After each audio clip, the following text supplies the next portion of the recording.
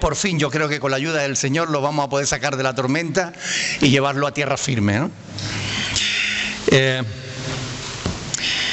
La semana pasada estábamos hablando de la importancia de poder oír a Dios, ¿no?, en medio de la tormenta, ¿no? Poder oír a Dios cuando los problemas y las dificultades llegan a nuestra vida, ¿verdad? Porque no es fácil, en medio de una tempestad, poder oír a Dios. Y no me refiero a una tempestad física, me refiero a situaciones difíciles, circunstancias que vienen a nuestra vida y que a veces hacen difícil que podamos buscar y oír a Dios. Hemos tenido 2 semanas complicadas porque estábamos terminando un año, íbamos a comenzar otro. Hemos tenido 2 personas relacionadas de alguna manera con la iglesia, ninguno era creyente, pero eran relacionados, familiares de hermanos nuestros en la fe que han partido. Y siempre todo esto son como tormentas que vienen a nuestra vida y que de alguna manera pues hacen difícil que podamos tener el sosiego necesario para poder oír a Dios. Pero si algo nos enseña Pablo en esta situación, en medio de la tempestad, es que aún en medio de las dificultades se puede oír la voz de Dios. Amén. Y es lo que estábamos aprendiendo la semana pasada. Hoy vamos a seguir del versículo, estábamos por allí, por el versículo 26, ¿verdad? Con todo esto es necesario que demos en alguna isla. Vamos a leer a continuación lo que viene. Dice: venida la 14ª noche y siendo llevados a través del mar Adriático a la medianoche, los marineros sospecharon que estaban cerca de tierra. Y echando la sonda, versículo 28, estamos en el capítulo 27, versículo 28. Y echando la sonda, hallaron 20 brazas. Y pasando un poco más adelante, volviendo a echar la sonda, hallaron 15 brazas. Estaban cada vez más cerca de tierra. Y temiendo dar en escollos, echaron 4 anclas por la popa y ansiaban que se hiciese de día, ¿verdad? Vamos a dejarlo ahí. Ahora de momento, como decíamos, 14º día de la tempestad. 2 semanas ya en la tempestad, ¿no? Los marineros presienten que estaban cerca. ¿Cómo presiente un marinero que está cerca de la costa? ¿Se les ocurre alguna idea? Por el viento. Puede ser que a lo mejor el viento al soplar a través de alguna montaña o algo le suene diferente, ¿no? Pero posiblemente, casi con toda seguridad, en medio de la tempestad y del bullicio que se forma en una tempestad, a lo mejor oyeron algún tipo de oleaje, ¿no? Las olas pegando en la playa o en la roca, o vete tú a saber, ¿no? Pero ellos presintieron que estaban cerca de tierra. ¿Y qué hicieron para confirmar si era verdad o no? Echaron brazas, es decir, una cuerda con un peso que llegaba, una vez que topaba fondo, dejaba de pesar. Entonces eso le hacía ver a ellos, medían tantas brazas, ¿no? Y bueno, confirmaron realmente que se estaban acercando a tierra. Y como temían encallar la nave, pues echaron anclas por la popa para frenarla y que se quedara ahí hasta que el día amaneciera y ellos pudieran ver dónde estaban, porque de noche y en medio de una tempestad era imposible ver nada, ¿no? Así que decidieron esperar a la mañana siguiente y por eso anclaron la nave con 4 anclas para que no se moviera en medio de la tempestad. Así que dice el versículo 29, dice: y ansiaban que se hiciese de día. Ansiaban que se hiciesen de día. De alguna manera esto es como un testimonio vivo, ¿verdad? De alguien que estaba allí. De alguna manera Lucas, que es el que nos escribe esto, nos dicen los marineros, o sea, todo el mundo estaba ansiando que se hiciera de día. Como que percibía el deseo, el ansia, ¿no? de que salieran ya de una vez de aquella situación, ¿no? Y es como si Lucas percibiera el miedo de todo el mundo que estaba allí en la nave y el deseo de salir ya de esa circunstancia, ¿no? Pero testimonios como este, una frase sencilla, ¿no? Y ansiaban que se hiciera de día, nos da validez a la narración.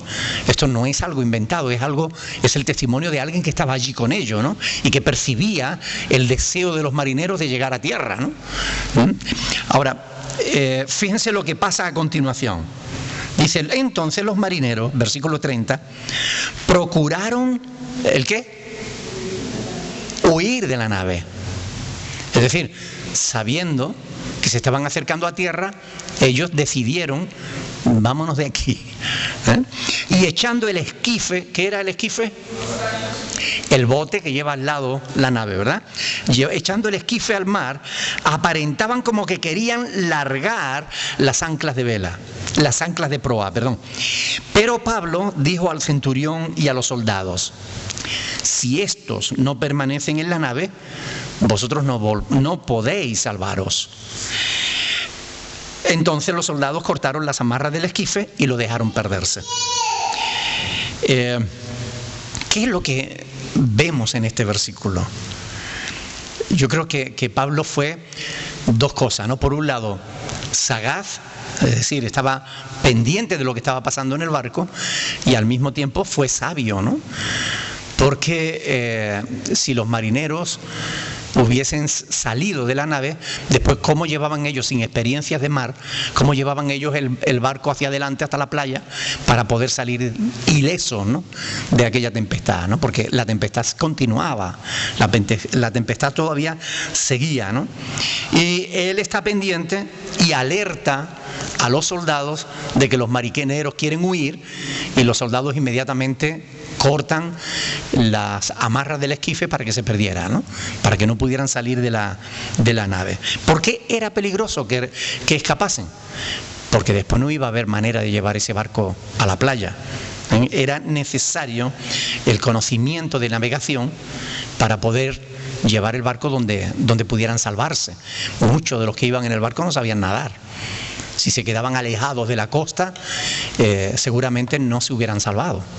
La tempestad estaba pegándole al barco muy duro, ¿no?, como vamos a ver a continuación, ¿no? Así que de alguna manera Pablo está pendiente y frustra la fuga de los marineros, ¿no? Y aquí surge de alguna manera una controversia teológica, ¿no? Pues ¿no le había dicho Dios que la vida de ninguno iba a peligrar? O sea, que no iba a morir ninguno. ¿Por qué dice Pablo aquí, si estos no permanecen en la nave, versículo 31, vosotros no podéis salvaros? ¿Le faltó fe a Pablo? ¿No hay como una cierta contradicción en esto? ¿Qué piensan ustedes?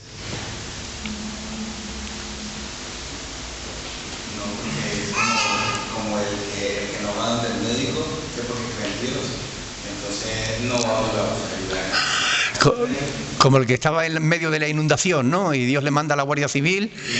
Y no, yo estoy esperando que Dios haga un milagro, ¿no? Y Dios le manda a la Cruz Roja. No, yo estoy orando para que Dios me salve de esta inundación, ¿no? Y llega un vecino y nadie. Llega un helicóptero. No, yo estoy orando aquí que Dios va a obrar milagrosamente, ¿no? Y claro, se ahoga. Y cuando llega al cielo le dice, Señor, que no me salvaste. Y dice, que no te salvé, si te mandé a medio mundo y no quisiste. Es decir, es verdad que tenemos promesas de parte de Dios, pero Dios obra a través de medios naturales también. O sea, hubiese sido una insensatez por parte de Pablo dejar que se pierda. No, como tenemos promesa de Dios de que no nos vamos a perder, no pasa nada. Oiga, no. Pablo actuó con responsabilidad. Como dice un refrán muy antiguo, dice, a Dios rogando pero con el mazo dando. ¿Verdad? Es decir, oye, hay que orar, pero hay que laborar. Ora et labora.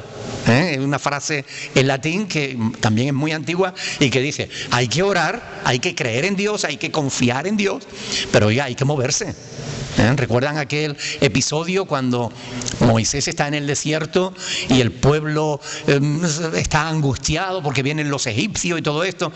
Y Dios le dice, ¿por qué oras? ¿Por qué oras? Dios diciéndole, ¿por qué oras? Dile al pueblo que se ponga en marcha. Entonces, hay un tiempo para orar, pero también hay un tiempo para actuar, ¿verdad? Y esto es importante tenerlo en cuenta, que una cosa es la espiritualidad y otra diferente, el espiritualismo. La espiritualidad emana de una verdadera relación con Dios. El espiritualista es quien dice que tiene una relación con Dios, pero en verdad es solo misticismo, pura sujeción, ¿no? Es decir, pura tontería. Vamos, para hablar en plata, ¿no? No, mire, hay que tener el corazón en el cielo, pero los pies en el suelo. ¿Ok? Y Pablo tenía el corazón en el cielo, creía en Dios, creía en el poder de Dios. Si ellos se salvaban, sabía que era porque Dios los iba a salvar. Pero Pablo sabía que si los tripulantes de la nave se iban, oiga, lo iban a tener crudo. Dios podía hacer un milagro, claro que sí. Pero si Dios tenía allí la tripulación, ¿por qué dejarla marchar? ¿Ok? Si ellos no tenían conocimiento de navegación. O sea que esto es importante. No hay ninguna contradicción, porque en el tema de la salvación hemos de entender que hay un aspecto que es divino, pero hay también un aspecto que es humano. Es decir, algo que los reformadores no quieren creer, ¿no? No, Dios lo hace todo. Nosotros no tenemos nada que hacer. Oh, no. Dios salva, pero te salva si tú crees en Él. No, es que la fe te la da Dios, sí. Si tú aceptas el regalo de Dios, de la fe. Si no, no. Es decir, hay una parte que no es que nosotros colaboremos en la obra de salvación. Nosotros no aportamos nada. La salvación es gratuita, es una obra que ya Jesús hizo en la cruz del Calvario, y Él en la cruz dijo, consumado es, ¿verdad? No vamos a añadirle nada, pero sí que la tenemos que aceptar, como los regalos, ¿verdad? Si aceptamos el regalo, lo disfrutamos. Si no, aunque el regalo no nos cueste nada, si no lo aceptamos no lo vamos a poder disfrutar. Así que en la salvación siempre hay un componente divino, pero también hay un componente humano. Hay una parte que Dios hace y hay una parte que Dios espera que la hagamos nosotros. ¿Amén? ¿Alguna pregunta? ¿Es complicado esto o lo estáis entendiendo?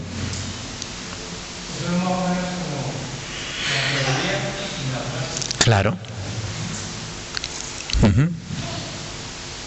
¿Alguien más? Seguimos entonces. En muchos aspectos de la vida, no solo en la salvación, no solo en este caso que vemos en Pablo, sino en muchísimos eventos de la vida, vamos a ver esa dualidad, ¿no? La obra de Dios va a coincidir con que es necesaria la obra de Dios y la actividad del hombre, ¿no? ¿Puede Dios hacer milagros sin que el hombre intervenga? Desde luego. Dios es Dios, puede hacer lo que quiera. Pero ¿por qué ha querido Dios que nosotros intervengamos? ¿Verdad? Dios nos dice, orad. Dice, ¿hay algún enfermo entre vosotros? Orad. Dios quiere que oremos. ¿Puede Dios salvarlo sin que tú ores? Claro, pero Dios quiere que ores. ¿Okay? Para que de alguna manera Dios nos hace partícipes de esa obra maravillosa de la sanidad, ¿no? Pero es Dios el que lo hace, pero Él nos pide que nosotros participemos también, ¿verdad? No hay ninguna contradicción en esto. La parte divina siempre es invisible, la parte humana es la que tenemos que hacer nosotros, es la que se ve, ¿no? Dios va a salvar a todos los que están en la nave, pero Pablo actúa impidiendo que la tripulación salga de la nave para que pueda llevarla a la playa, al puerto. Le escucharon a Pablo, porque sabemos que en la ocasión anterior no le escucharon. Cuando Pablo dijo, oye, no zarpemos que podemos tener problemas, no le escucharon. Ahora cuando Pablo dijo, cuidado que estos no se marchen, ¿le escucharon o no? Ya habían aprendido la lección, ¿no? Oye, más vale hacerle caso a este hombre que lo que dice algo de razón tiene, ¿no? Entonces, en este caso, tanto el capitán de la nave como el centurión hicieron caso a Pablo. Se habían dado cuenta de que Pablo no era ningún loco, ¿verdad? De que sus palabras estaban cargadas de enorme conocimiento, de enorme sabiduría, ¿no? Por lo que, escuchando el consejo de Pablo, el centurión mandó que cortaran las amarras del esquife para que no se pudieran salir aquellos, ¿verdad? Ahora, una vez hecho eso, todos los que estaban en la nave iban a compartir un mismo destino. Todos. O se salvaban todos o perecían todos.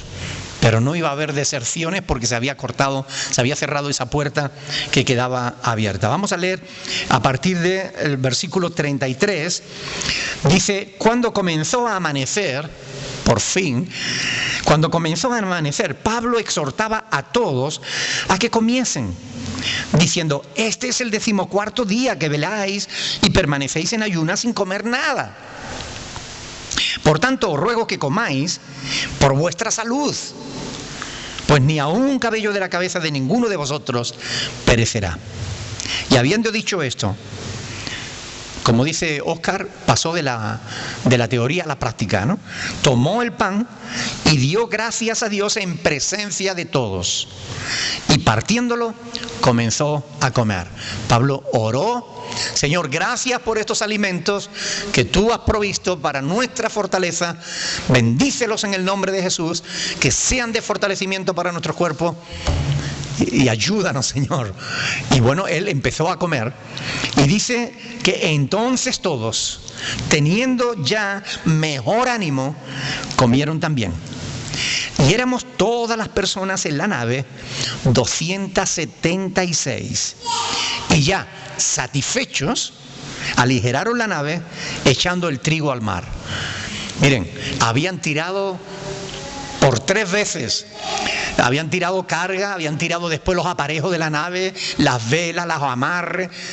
Ya lo único que quedaba era la carga. Era una nave que iba hacia Roma a llevar trigo. El capitán sabía que si tiraba el trigo se metía en un verdadero problema con Roma, con el imperio. Pero fue lo último, ya la última acción desesperada para salvar la nave y salvar la vida de aquellas 276 personas. Y tiraron el trigo para que la nave no se hundiera en medio de aquella tempestad tan tremenda que estaban soportando, ¿verdad? Así que Pablo, una vez más, ¿qué hace? Da ejemplo. Da ejemplo, no solo animando a la gente de la nave, sino da ejemplo una vez más también de su fe. Da ejemplo y testimonio de su fe. Él ora. Hay algunos que cuando hay incrédulos delante no oran por los alimentos. Cuando hay alguna visita que llega a su casa, algún familiar o algún amigo, simplemente comen y ya está, no dicen nada. Pero nosotros siempre damos gracias a Dios. Y a veces cuando estamos con gente que no son creyentes le preguntamos: oye, ¿a ustedes les importa que le demos gracias a Dios por los alimentos? Generalmente todo el mundo dice que no. Nunca me han dicho sí, me importa. Y si me hubieran dicho sí, me importa, pues daría gracias de todas formas, ¿no? Porque yo no voy a dejar de ser grato para con Dios, ¿no? En el sentido de que no voy a dejar de darle gracias a Dios por los beneficios que de Él recibimos, ¿verdad?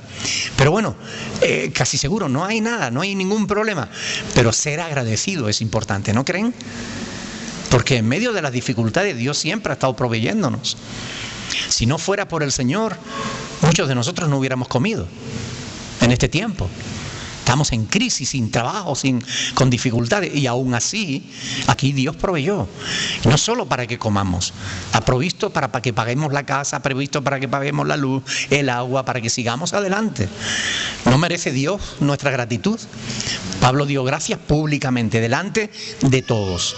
Nosotros también podemos hacerlo, es más, debemos hacerlo, ¿no creen? Amén. Sin avergonzarnos de nuestra fe. No hay nada vergonzoso en darle gracias a Dios por los alimentos. Vergonzoso sería no hacerlo. Si de verdad fuéramos cristianos, sería vergonzoso no hacerlo. Pero hacerlo no. ¿Cómo? ¿Es vergonzoso ante Dios o está mal sentir vergüenza en algún momento? ¿O es la carne? La carne siempre se va a sentir con duda, con vergüenza, pero bueno, tenemos que ser maduros, ¿no? Como personas, ¿no? En el fondo, tú temes que aquellos que están a tu alrededor, las personas que son incrédulas, que no creen y tal, es que si yo ahora me pongo a orar, va a pensar que estoy loco, va a decir no. En el fondo, la gente admira a aquellas personas que tienen convicción. En el fondo, la gente quisiera tener la fe que tú tienes. En el fondo la gente te envidia por ser una persona de convicción. Y esto es importante tenerlo en cuenta. No hay nada vergonzoso en darle gracias a Dios, ¿no? Y si te sientes vergüenza, bueno, la cuestión es, ¿qué haces cuando sientes vergüenza? ¿Dejas de hacer lo correcto porque sientes vergüenza? Eso estaría mal. Pero si aún sintiendo vergüenza oras, no pasa nada. ¿Ok? Seguimos. Saben que cuando aquí dice que él da gracias a Dios en presencia de todo, versículo 35, hoy en día hay un intento continuo de hacer que la fe quede relegado a lo personal, a lo privado. Hay acciones que se están tomando desde los gobiernos para evitar que la fe se pueda manifestar públicamente. En Inglaterra, han metido en la cárcel a un pastor, estuvo preso durante, creo que fueron 18 horas, por predicar la palabra y decir en su iglesia que la homosexualidad es contraria a la voluntad de Dios. Estuvo preso 18 horas.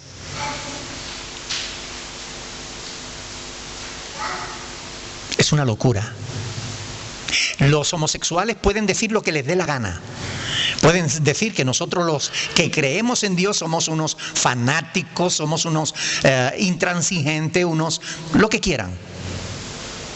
Pero ellos tienen derecho a decir todo eso porque tienen derecho a la libre expresión.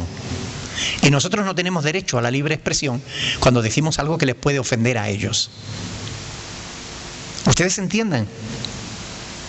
Esto es simplemente una demostración de que vamos caminando hacia un mundo de intolerancia con todo lo que tiene que ver con la fe. Cada vez la fe está más perseguida.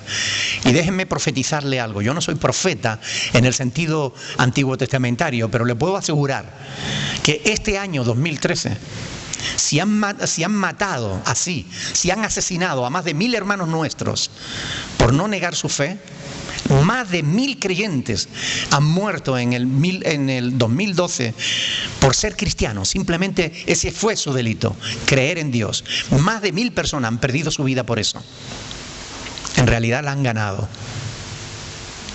Si 1000 personas o más de 1000 personas han muerto por causa de la fe en el 2012, en el 2013, si el Señor no viene antes y el año que viene por esta fecha, a principios del año 2014, si estamos aquí todavía, raro será que la cifra no se haya duplicado. Porque la tendencia es al alza. Cada vez hay mayor intolerancia religiosa. En Estados Unidos ya no se permite, en ciertos estados, ya no se permite predicar en la calle. Si te ven con una Biblia en la calle predicándole a la gente, te pueden meter preso. Eso es intolerancia en un país que defiende la libre expresión. Pero solo tienen derecho a expresarse libremente aquellos que no creen en Dios. Los que creen en Dios no tienen derecho a expresarse con libertad.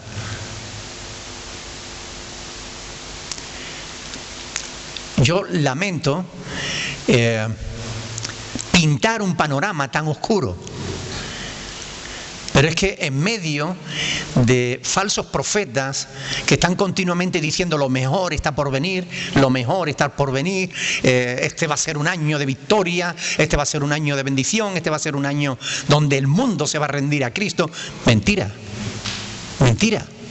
Si conoces la palabra de Dios, sabes que lo que viene no es mejor en ese sentido, es mayor persecución, es mayor dificultad. Esa es la realidad, al menos la que yo veo en las Sagradas Escrituras. ¿Es pesimismo? No, es realidad.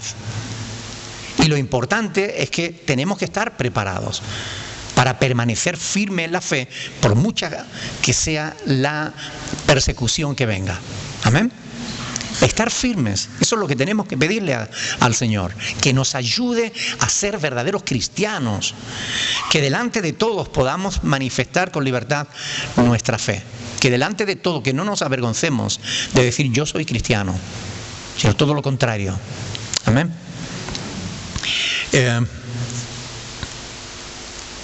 Toda la Escritura nos exhorta a que nosotros compartamos nuestra fe con los demás. Y por todo el mundo, dice la palabra, ¿no? Ve a los tuyos y cuéntale lo que Dios ha hecho en tu vida. Hay muchos pasajes que podríamos tomar donde la palabra nos insta, nos exhorta a que nosotros vayamos y compartamos las Escrituras y el Evangelio con otros. Ahora bien, es claro que dice que estos ya, teniendo mejor ánimo, comieron también, dice. Está claro que el valor de Pablo, la fe, la confianza de Pablo fue de alguna manera contagiosa y animó al resto de los viajeros de la nave, pues para que se animaran también en medio de la tempestad, se animaran a comer confiando que el nuevo día, o sea que a la noche le iba a seguir el día. Y esto es una realidad. Por muy grande que sea una tormenta, todas pasan. Amén. Todas pasan. Las tormentas, por muy largas que sean, pasan.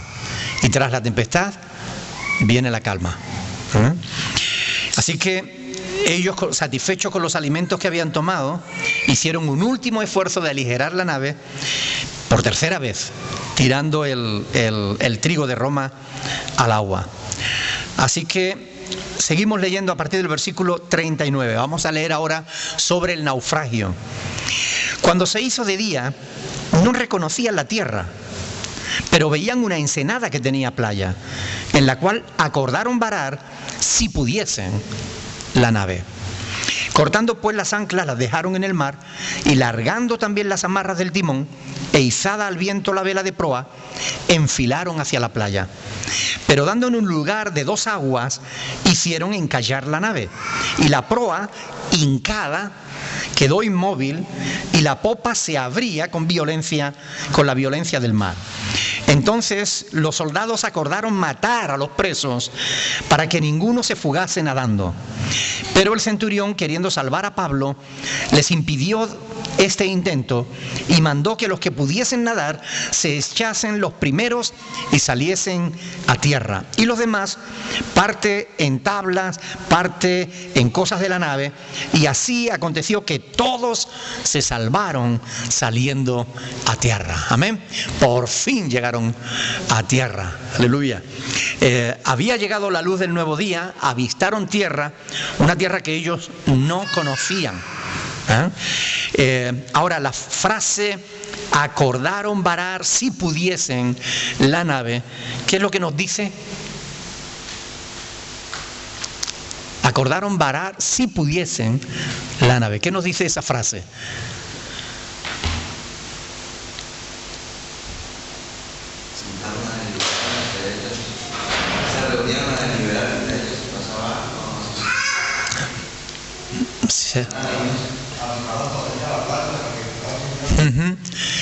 En realidad lo que nos dice es que todavía estaban bajo la tempestad, o sea, estaban ya llegando a la playa, pero la tempestad seguía. Si pudiesen, dice, es decir, que no iba a ser fácil, iban a tener que realizar un último y gran esfuerzo para poder llevar la nave a tierra y poder salir de la nave, ¿no?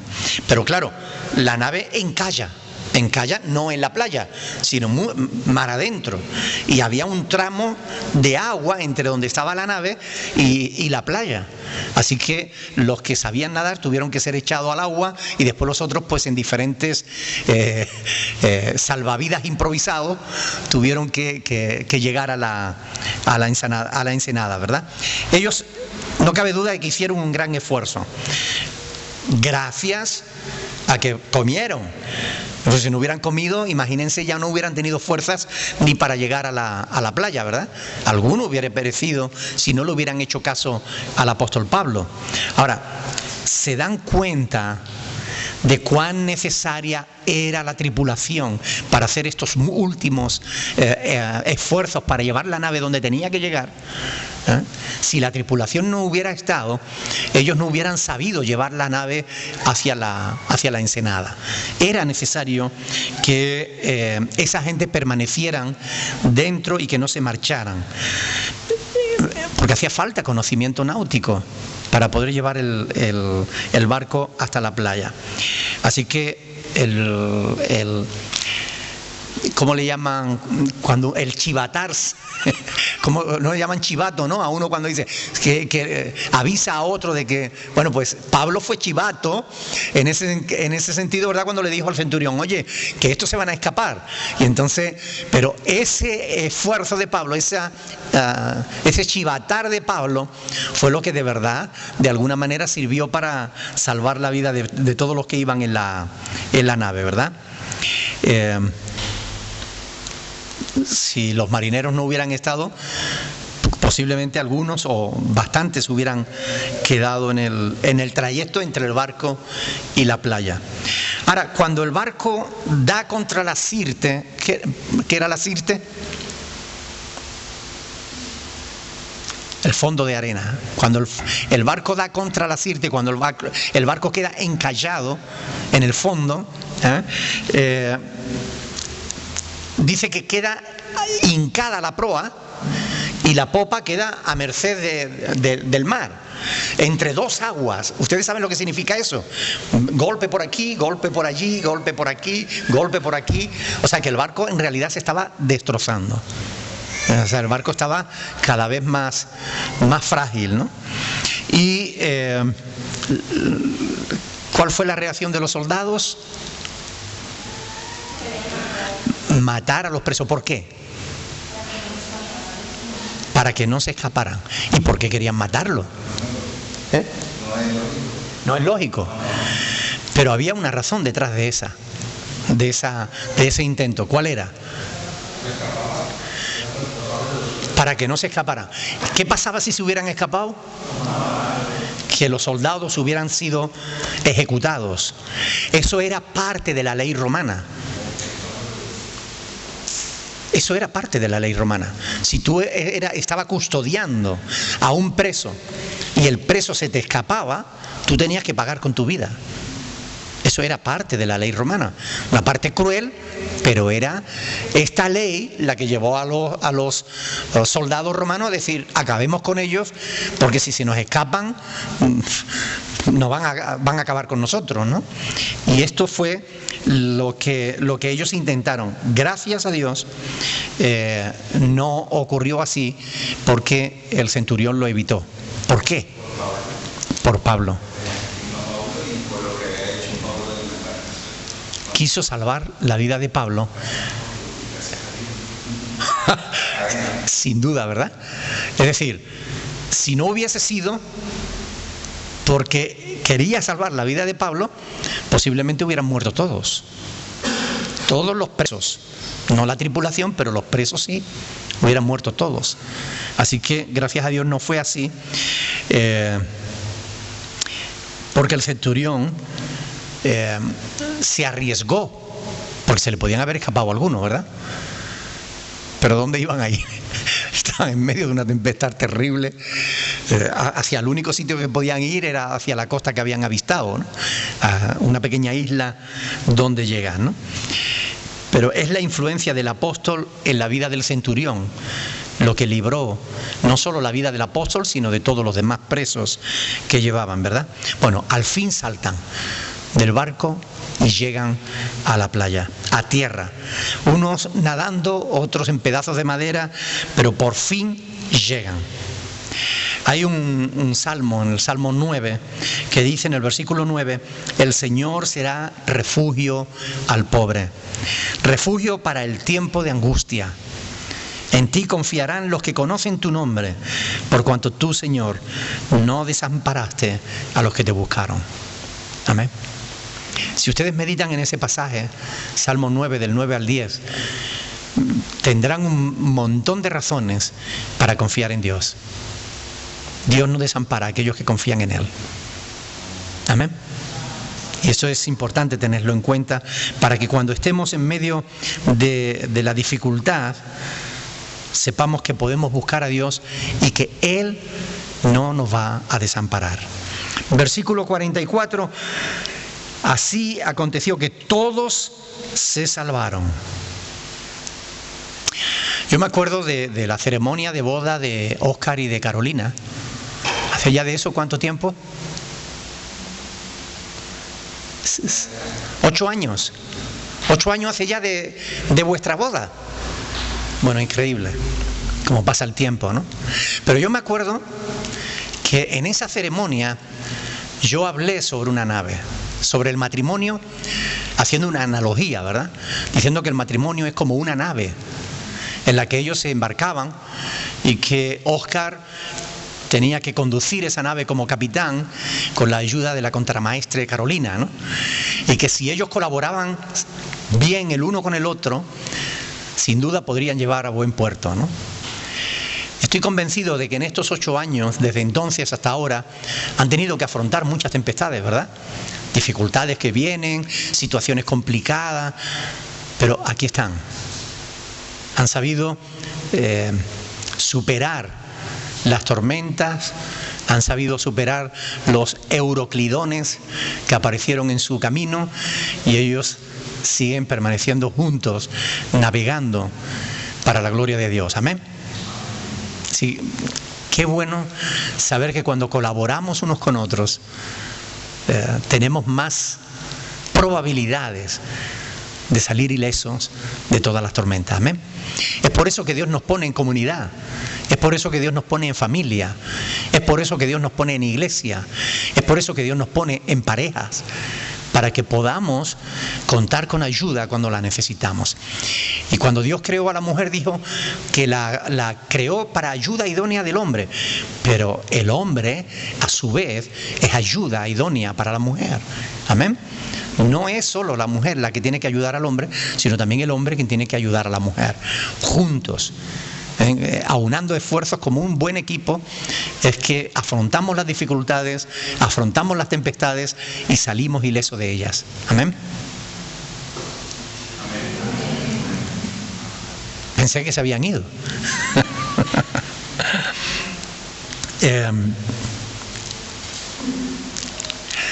La iglesia es también como un barco, ¿verdad? Donde Dios nos ha puesto y vamos en medio del mar, a veces enfrentando tiempos de mucha bonanza, de paz, de tranquilidad, y de pronto nos sorprende una tormenta, los cielos se nublan, el viento se levanta, las olas amenazan con destruir el barco, pero aquí estamos después de varios años, ¿verdad? Esta congregación, este barco sigue todavía adelante. Amén. Y va a seguir, ¿ok? Sobre todo si todos remamos en la misma dirección. Porque se imaginan si unos reman para un lado y otros para otro. El barco quedaría dando vuelta en el mismo sitio. Pero si remamos en la misma dirección todos y arrimamos el hombro, sin duda vamos a llegar al puerto que Dios ha puesto delante de nosotros. Amén. Qué bueno. Ese día será glorioso. Porque yo creo que ni el euroclidón ese podrá acabar con la iglesia. Amén. Ya lo dijo Jesús, ¿no? Dice, en aquella frase que él dijo, ¿cómo era? Dice, las puertas del Hades no prevalecerán contra la iglesia. Amén. Ni las puertas del infierno van a poder evitar que la iglesia siga avanzando. Porque Jesús es el que la edifica. Qué bueno. Bien.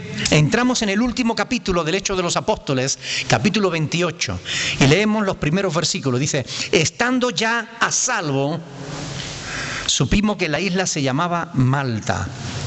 Y los naturales nos trataron con no poca humanidad, porque encendiendo un fuego nos recibieron a todos a causa de la lluvia que caía y del frío. Bueno, Malta, ¿saben lo que significa Malta? Es un nombre fenicio que lo que significa es refugio. Qué apropiado, ¿verdad? Porque llegaron al refugio, llegaron a un sitio donde realmente pudieron ser bien recibidos, humanamente tratados, y les encendieron un gran fuego y bueno, con no poca humanidad, dice, ¿no? Nuevamente. A mí me daba la impresión, cuando yo leía este pasaje, como que Dios iba por delante de Pablo, por delante del barco, y que Dios iba preparando los corazones de la gente para que le trataran humanamente a él, a Pablo. Porque recuerdan, el centurión lo trató humanamente, ¿verdad? Ahora llega a la isla y le tratan con no poca humanidad. O sea, y es importante porque cuando en el original dice aquí con no poca humanidad, los naturales, perdón, cuando dice los naturales, en el original es una expresión que significa los nativos o los bárbaros. Ha sido interpretada en muchas versiones bíblicas, ha sido traducida esta palabra como los bárbaros le trataron con no poca humanidad. Pero bárbaros porque no hablaban griego ni latín, pero no porque no fueran gente de moral, no porque no fueran gente de que supieran tratar con humanidad a los demás. Es más,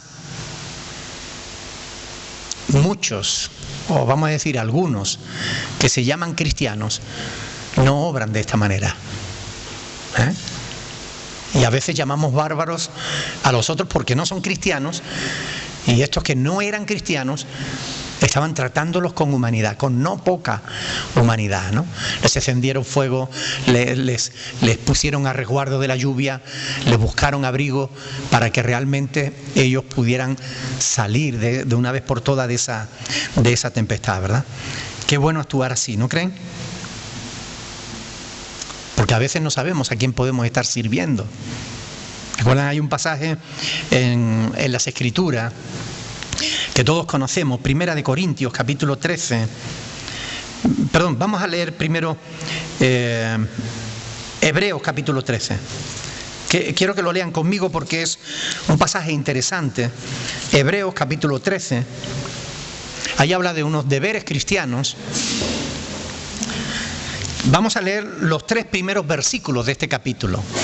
Hebreos 13, versículo 1, dice: permanezca el amor fraternal. ¿Qué significa permanezca?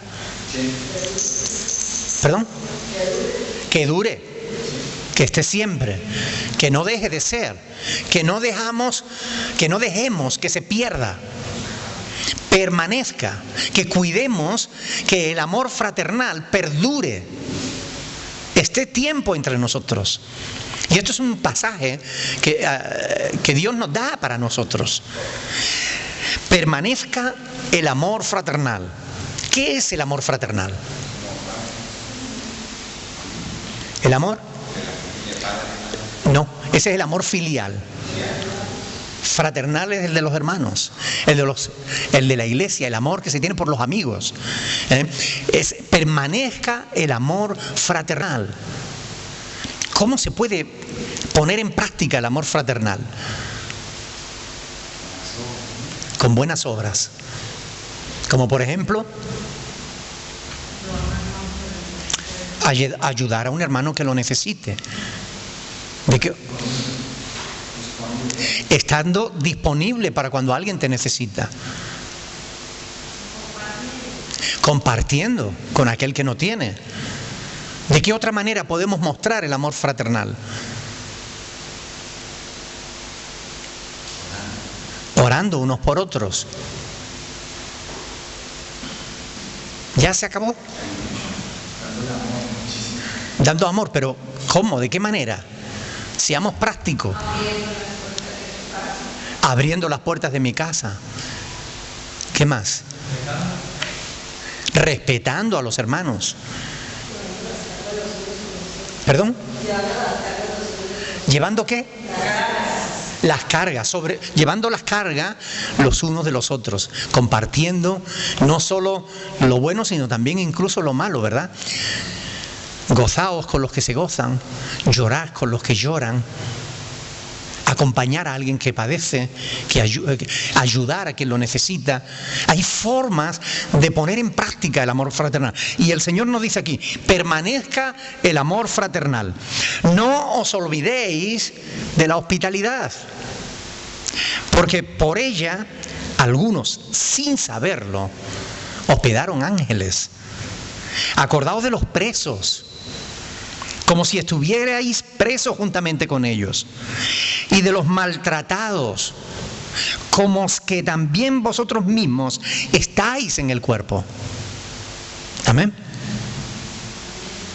Y esto es importante. Esto lo hicieron los habitantes de la isla de Malta con aquellos que llegaron, que eran soldados romanos. Los habitantes de la isla de Malta eran fenicios. Pero estos que llegaron eran romanos con presos que venían de la zona de Israel. Pero fueron realmente humanitarios con ello. Creo sinceramente que la obra social es parte de la voluntad de Dios. Hay multitud de pasajes que nos hablan de que debemos tratar con humanidad a los demás, de que tenemos que ayudar al pobre, de que tenemos que compartir con el que padece necesidad.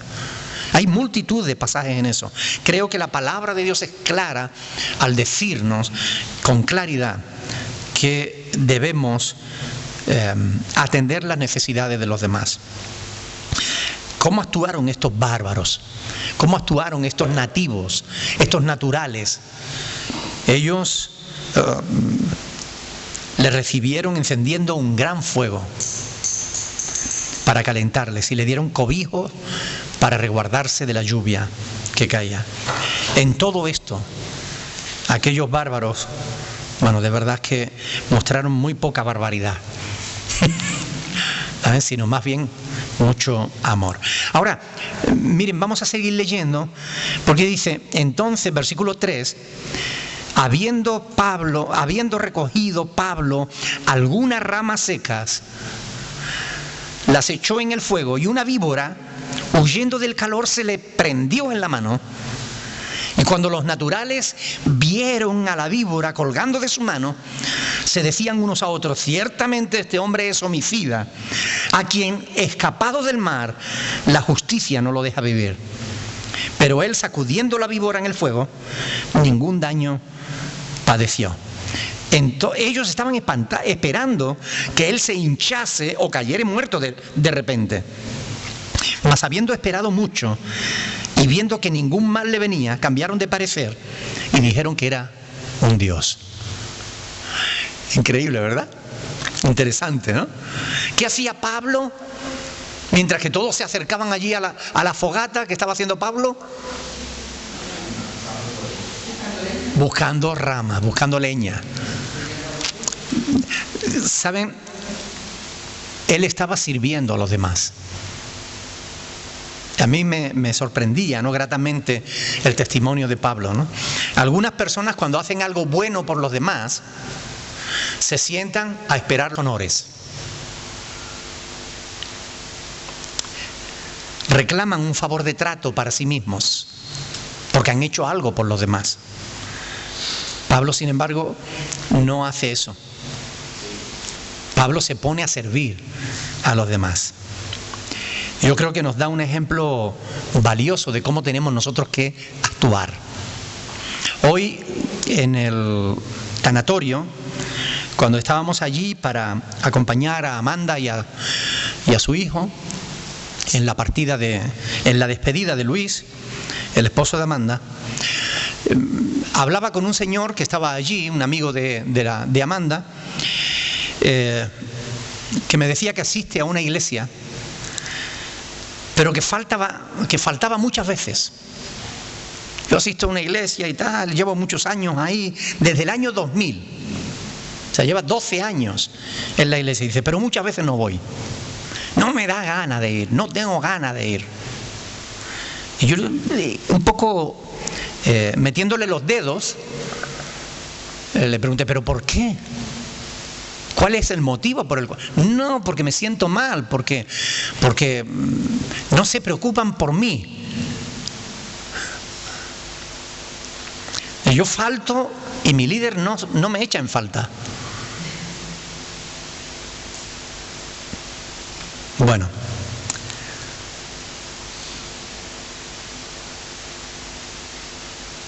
creo con toda sinceridad que muchas veces el problema está en los conceptos, en la manera en que enseñamos la palabra. Muchas veces cuando hablamos de líderes, estamos transmitiendo una imagen errónea. Y los líderes son quienes mandan y quienes esperan que los demás les sirvan a ellos. Yo le comentaba a este hombre, mira, yo en la Biblia no veo que Jesús fuera un líder. Sin embargo, le siguen más personas que a nadie otro, que a ningún otro. Jesús es la persona con más seguidores de todo el mundo. Pero él nunca fue un líder. Cuando le quisieron hacer rey, él no quiso. Él dijo, mi reino no es de este mundo. ¿Y era rey o no? Él es el rey de reyes, el señor de señores, dice la Biblia. Pero no había llegado su momento para reinar aquí sobre la tierra. Llegará.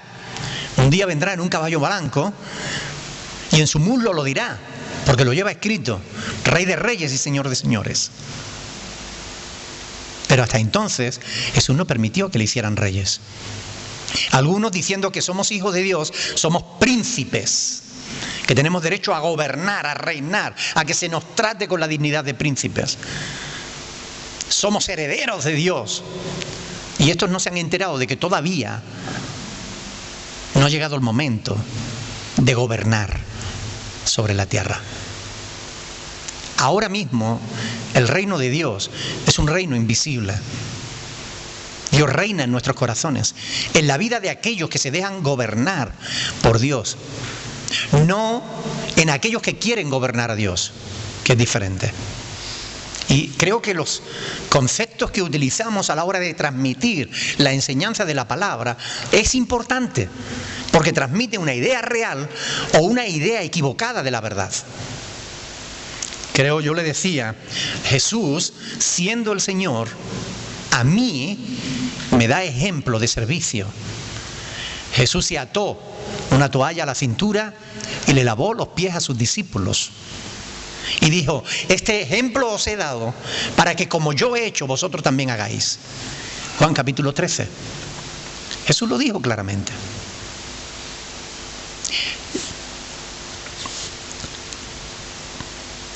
Jesús dijo en cierta ocasión, el Hijo del Hombre no vino para ser servido, sino para servir y dar su vida en rescate por los demás. Pablo había sido usado por Dios para salvar la vida de aquellas 276 personas. Era como para que lo hubieran dicho, para que se hubiera quedado así, estirado, y le hubieran limpiado el suelo por donde pasara. Para que lo hubieran dejado el mejor sitio cerca del fuego. Pero él no pidió favores ninguno. Él no pidió trato de favor. Él siguió sirviendo a los demás. Yo creo que eso es importante, ¿no les parece? Porque ¿cómo entendemos nosotros el cristianismo? ¿Entendemos el cristianismo como que yo paso por aquí y todo el mundo tiene que agachar la cabeza? ¿Entendemos el cristianismo como que yo alargo la mano y se tienen que arrodillar para besarme el anillo? ¿Cómo entendemos el cristianismo? Porque Jesús nunca actuó de esa manera. Jamás. Pero a veces transmitimos, por los conceptos que usamos en nuestra enseñanza, transmitimos palabras, usamos palabras que no transmiten una verdadera imagen de la verdad. La verdad es que Dios no quiere líderes, quiere siervos. Y el testimonio de Jesús nos lo deja claro. Porque Él, siendo Dios, se humilló. Pablo, teniendo motivos para enorgullecerse, se humilló y siguió sirviendo a los demás. El apóstol Juan dice, si alguno dice que permanece en Él debe andar como Él anduvo. Si alguno dice que es cristiano, tiene que actuar como Cristo. Así de simple. Cristiano no es el que dice, yo soy cristiano. Yo he oído a uno decir, yo soy más cristiano que tú.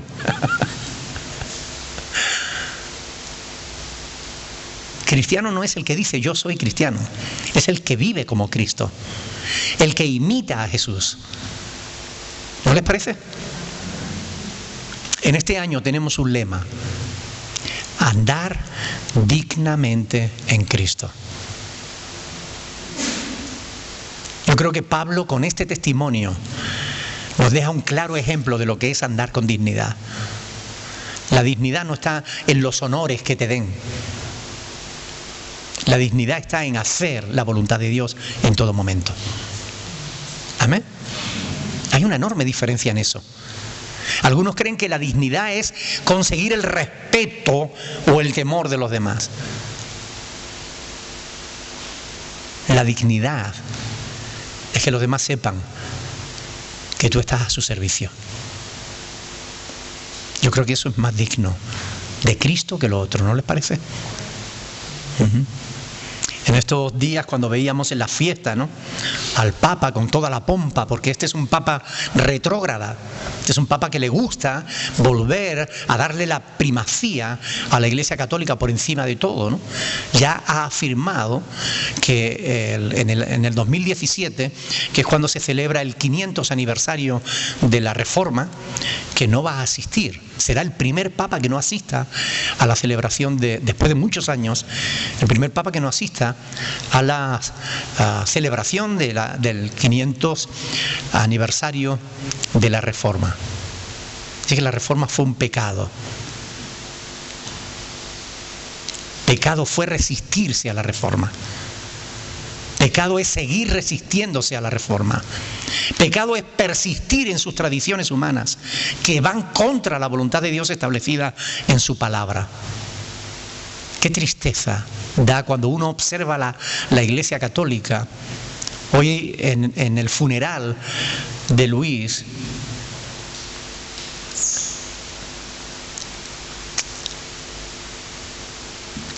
yo veía el cumplimiento de la profecía de Isaías. Teniendo ojos no ven, teniendo oídos no oyen. Tienen el conocimiento intelectual de la palabra. Saben que Jesús dijo, yo soy la resurrección y la vida. El que cree en mí, aunque esté muerto, vivirá. Y todo aquel que vive y cree en mí, no morirá eternamente. ¿Crees esto? Esa pregunta que Dios le hizo a Marta, la hermana de Lázaro, es la clave.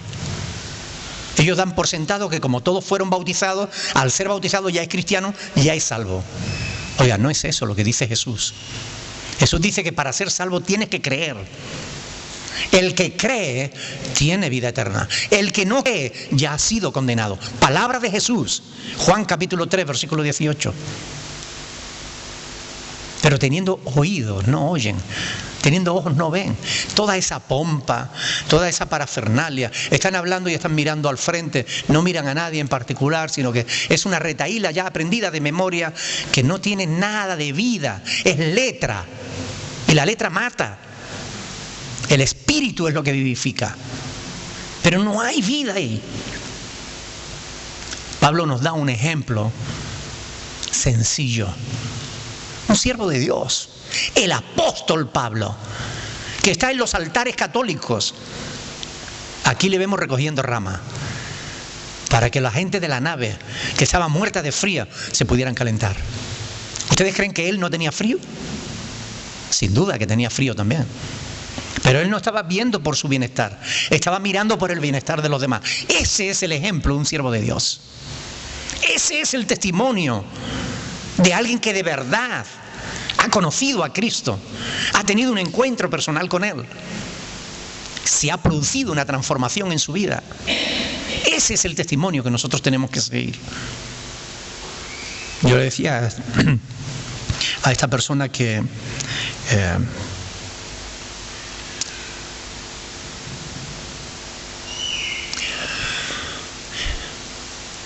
nosotros no debemos dejar de reunirnos que debemos reunirnos, necesitamos el calor de la iglesia, necesitamos reunirnos con los hermanos, orar, adorar a Dios, compartir con los demás, ayudarnos mutuamente. Lo que decíais vosotros antes cuando yo les pregunté, ¿qué es el amor fraternal?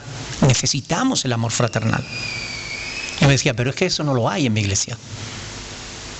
Y a mí me daba pena escuchar eso. Y a mí me da pena cuando veo actitudes de ese tipo entre nosotros. Que falte el amor fraternal. Tenemos que ser muy cuidadosos, que no perdamos el amor fraternal. Perseveremos en el amor fraternal. A lo largo de todo este año 2013, ya voy a decir 2017, 2013, a lo largo de todo este año, andemos con dignidad, sin olvidar que somos cristianos. Oiga, eso es mucho. Cristianos.